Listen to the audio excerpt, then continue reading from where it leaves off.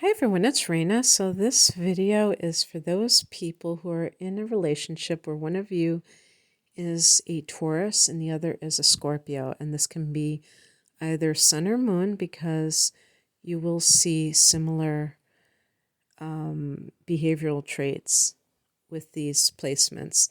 The moon can be a bit different and maybe display some of the more challenging shadow aspects of each sign, but there will still be kind of the familiar trademark attitudes and behaviors. And in this particular matchup, we have two fixed signs. Taurus is an earth sign, Scorpio is a water sign. And I've put down some things that I think will be true for this combination. Obviously, I am going by the template or the archetype of what each sign represents, just in case, because I do get these people that write to me and tell me, I'm not like this, blah, blah, blah. And I try not to use rolling eyes emojis, but I'm sorely tempted sometimes. This is all we have to go on because obviously in a private reading or a personal reading, I'm going to be looking at all the different things and how they combine. So what you have here is a combination of two signs that are called complementary or opposite signs, opposing signs. Taurus and Scorpio are 180 degrees from each other in the chart. And typically we would say that is a challenging aspect, and it probably can be in certain ways, even in this type of scenario, but it is still considered a, compatible combination because I'm trying to remember if this is correct. From what I read, it's because of the elements being compatible of earth and water. And so, which makes sense to me because there are always going to be things that you have in common when you have two opposing signs in combination. And so we're talking about two fixed signs. And when we're talking about Taurus and Scorpio. And so looking at it from the elements, we have the earth, which represents the material, and the water representing the spiritual or the emotional. And combining, I mean, both of them, it's like earth and spirit or earth and emotion, material and spiritual. That's the perfect example of complementary because each one gives what the other one needs, and one needs the Scorpio person might need to be more grounded in terms of being very emotional in life, coming to life from that emotional perspective, and the Taurus person can seem very comforting, consistent, and things like that. And for the Taurus person, this Scorpio individual will stretch them because they tend to be, I always call Taurus meat and potatoes, very, what you see is what you get, very uncomplicated, and obviously I know that it's a cliche, but down to earth and all of that stuff. And Scorpio is complicated. So, it's not like they're both going to be the same in that regard, but Scorpio can give Taurus more complexity. I mean, can at least demonstrate it so that maybe Taurus can start thinking about things from a more metaphysical perspective, because meta means beyond the physical. And if you get too caught up in the world or caught up in just the mundane side of life, your money, your possessions, your work, and stuff like that, you're living life only at one level. And Scorpio is, and it's interesting because they both rule money houses. But Scorpio is about shared resources versus Taurus. It's like me, my possessions, my money. And Scorpio is like our money. But also, Scorpio is about death and transformation, like rebirth in that sense. It's about the mysteries of life. So there's kind of like this more of a spiritual perspective because it's a water house, not an earth house. So two fixed signs can be very loyal to one another. And that, if a fixed sign is with a mutable sign, they may feel kind of ill at ease because they feel like that person has a core of instability where they're always kind of like changing. And the fixed sign person tends not to change all that much. Now, we all change. All of us change, hopefully. Hopefully we don't stay the same, all our lives. But some people change more frequently and more radically than other people. And two fixed signs may feel the sense of comfort at the stability that the other person provides them. And that includes, being loyal, not like thinking that the grass is greener somewhere else and always looking for something better to come along. And also just in your own personal behavior, being able to apply oneself over and over again, doing the same thing and not feeling the sense of boredom like, oh, I have to, I have to make life more exciting by always doing different things and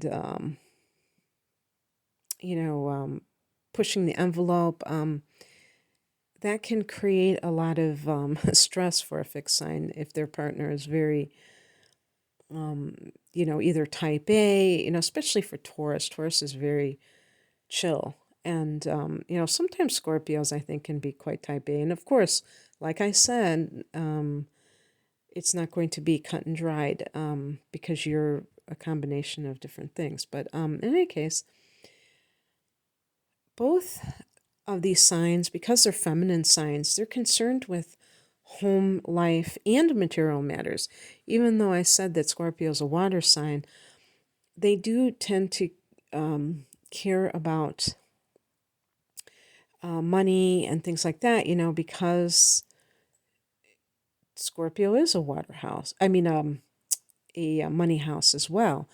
And so what we would call practical matters, both of these signs may be somewhat on the same page with. And the reason I bring this up is, let's say the Taurus person is with an Aries, and they feel like the Aries person may make a lot of money, but they don't keep a lot of money, or they don't really care about money.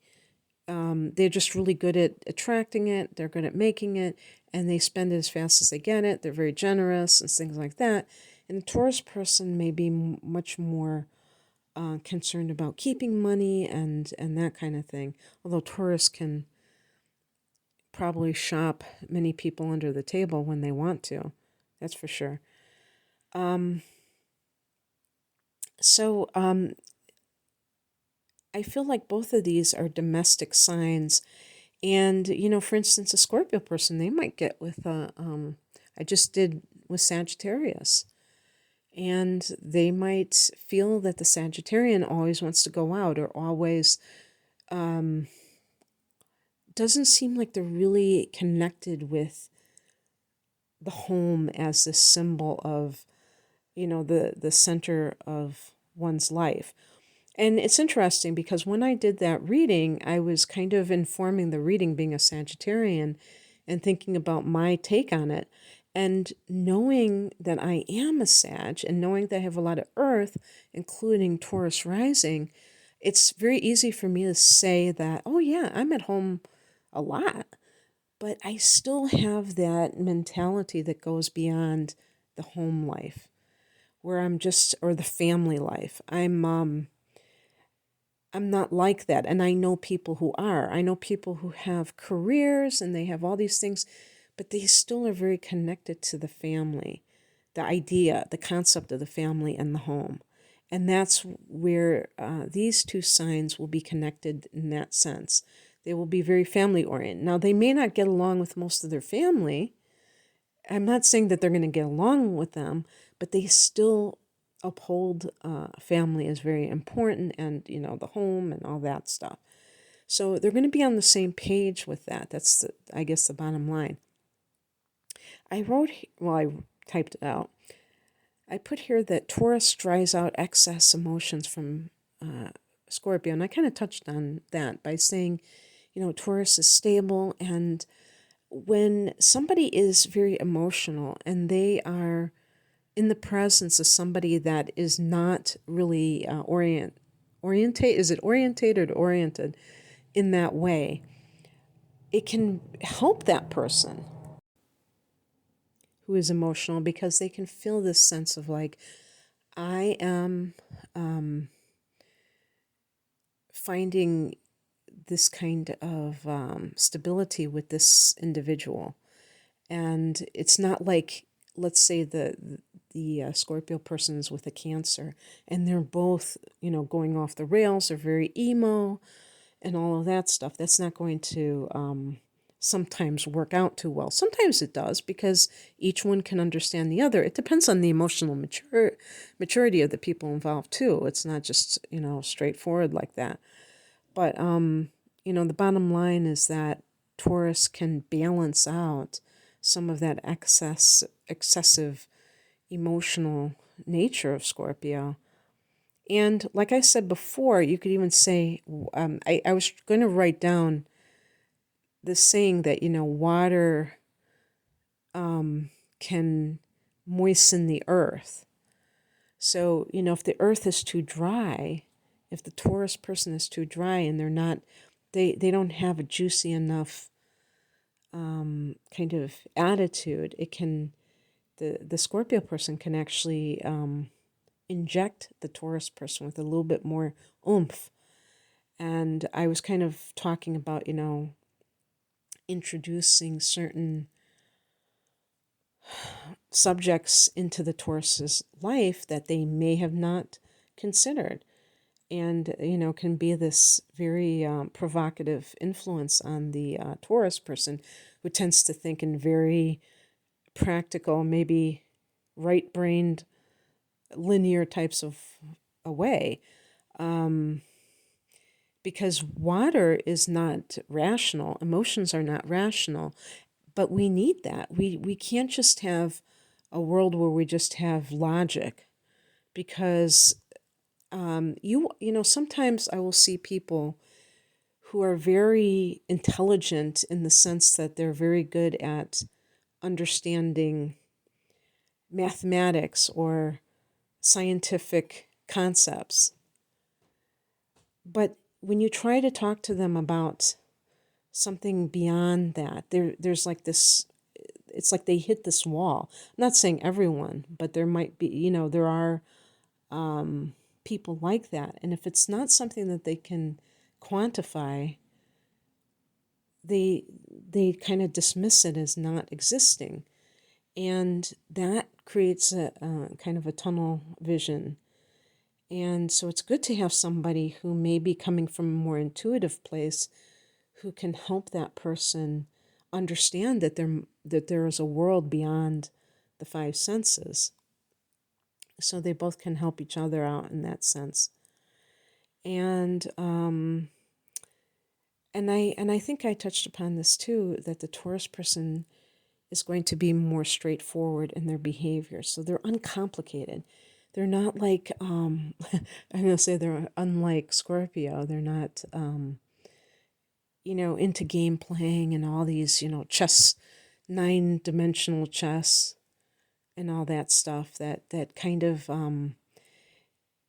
is, it can get very tedious, if you have two people who are doing that, let alone one person. And there can also be a sexual compatibility, because both of these signs are connected to sex. Taurus is just like an earthy, the first earth sign, very straightforward, very, I was going to, the word that came to mind is very carnal. And, but not really, I mean, maybe that sounds bad, but just very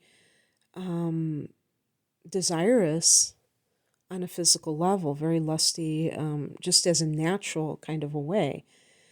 With Scorpio, it's more than that.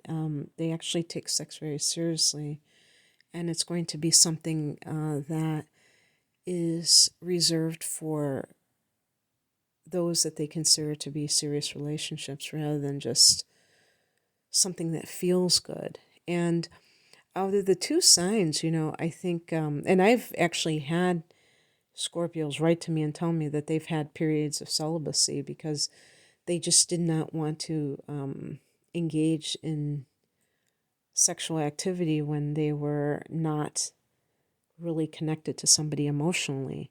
And I think that's where the two signs can kind of split off. I think that Taurus is more capable of just having a fling and having it not mean anything because they are more emotionally detached.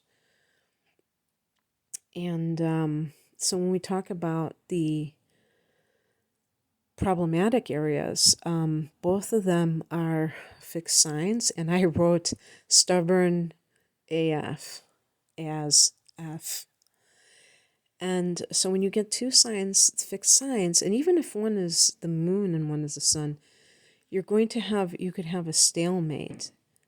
And what that means is that even like with the moon, you're talking about emotional situations. One person may not understand how the other person feels, or not, and I've seen this, I've witnessed this, especially with Taurus, being around Taurians, I've seen this where it's almost like dismissive. If they don't share an opinion or a feeling, it can, be non-existent to them because it's like they're so caught up in their own viewpoint. And so like I said, there can be a stalemate where neither person is willing to compromise. And there has to be some kind of a give if you're going to have a healthy relationship. Not every, with this combination,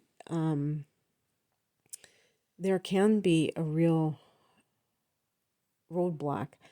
If you were talking about, let's say it was a Gemini with a Taurus, then it's possible that the Gemini person would keep capitulating because they're a mutable sign and they are more capable of being flexible, just naturally. I mean, it just comes to them.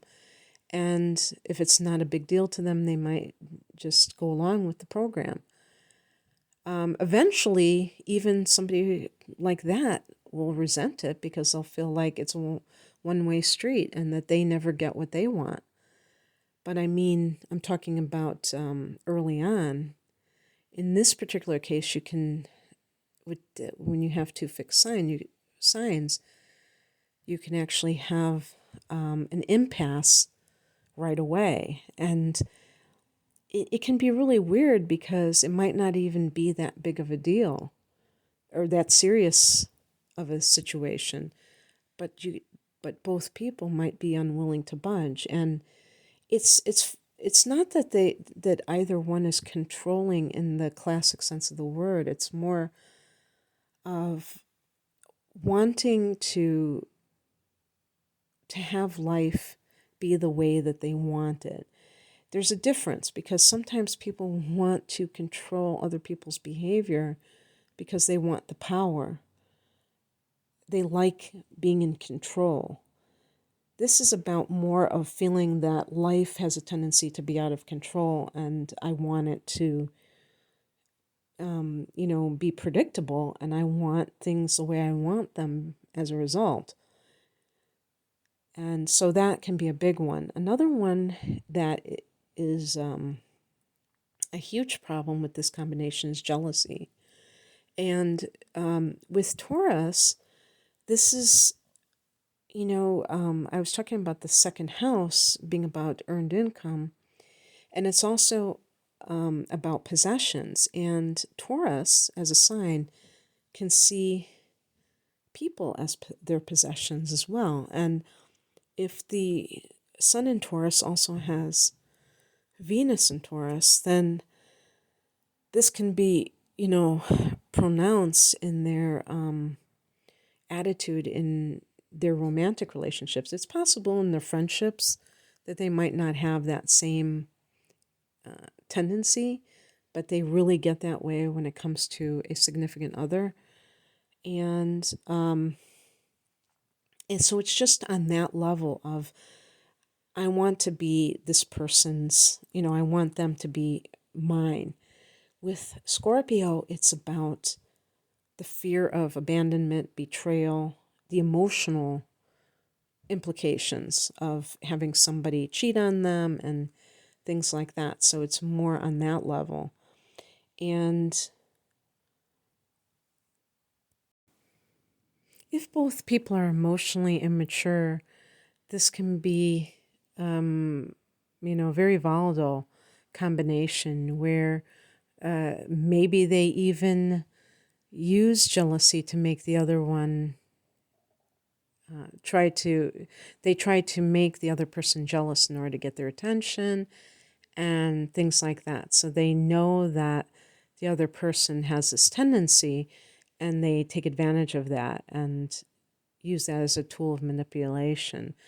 But even if they are really serious about it, this can create relationships that are, quite, I was even going to use the word hellish, because in the worst case scenario, these people can just be like, they could just be totally full of drama as a result. And even though Taurus doesn't like that, sometimes you get Taurus people that they might have Venus and or Mars in Aries, since it's right next to Taurus. They might have a moon sign that's a fire sign or a water sign and tends to be emotional, and that could make them a lot more prone to that type of behavior. So that's something to look out for. The other thing, too, is that Taurus may be too materialistic for Scorpio. Scorpios, I think water signs are really good at saving money, and Taurus, in particular, of all the earth signs, really tend to like accumulating possessions. And that can be a sore subject. They say money is the number one subject that people argue about. So the Taurus person may feel like they have the right to spend money if they earned it, and they want those nice things in life, and they might think that the Scorpio person is either self-denying, where they refuse to buy things that they could buy, that they could afford to buy, simply because they don't want to spend the money. Maybe they think that they're cheap or, things like that. And so there could be like kind of a tug of war, and that might be a power struggle in a sense of that type of behavior. And I mentioned that Scorpio may be too much of a game player, because Scorpios do tend to do things in a very like I was going to say underhanded, but that's not what I mean, undercover kind of a way. And they might have this hidden agenda of why they're doing what they're doing in order to, and sometimes with Scorpio, they play testing games to see if their partner is faithful, to see if they love them enough. And that is not going to sit well with Taurus if they figure it out. They're going to feel like they're being manipulated. They're going to feel like the other person just doesn't trust them. And or that they're being controlled, and nobody likes to be controlled. Usually, these things that I'm talking about that are on the challenging side are coming from people who don't feel powerful in their own life. So they're, using these other ploys to try to get their needs met. So it's not to suggest that this is going to be every Taurus or every Scorpio person. And then the last thing that I put down was neither one communicating well. I don't think either one of these signs in general is particularly communicative. But again, you could have a Taurus person who has Mercury in Gemini. You could have a Scorpio person that has Mercury in Sagittarius. And then they might be very talkative. But if they are the classic Taurus or Scorpio person, they might be a person of few words. They might conserve their speech. They might not think that it's necessary to talk that much, or might be irritated by those who they consider to be excessively talkative. And specifically, or particularly with Scorpio, they tend to be kind of secretive about themselves and about their thoughts, their feelings, and they don't like to reveal too much, or their behavior, what they're doing. So they might be more likely to keep that to themselves. And unless the Taurus person is interested enough to want to know what's really going on with them, they may also be afraid to kind of open a can of worms. So they might clam up themselves, and then you have two people who aren't talking, and that could create its own set of problems. So anyway, I hope that this resonated with you guys. And if you would like this type of reading, this is called a relationship reading on my website. And I love doing these readings because it's fun to look at two charts and to see what, how two people match up. And if there are problems, I can try to see where it shows up in the chart, or, in the information that is provided by the people's signs.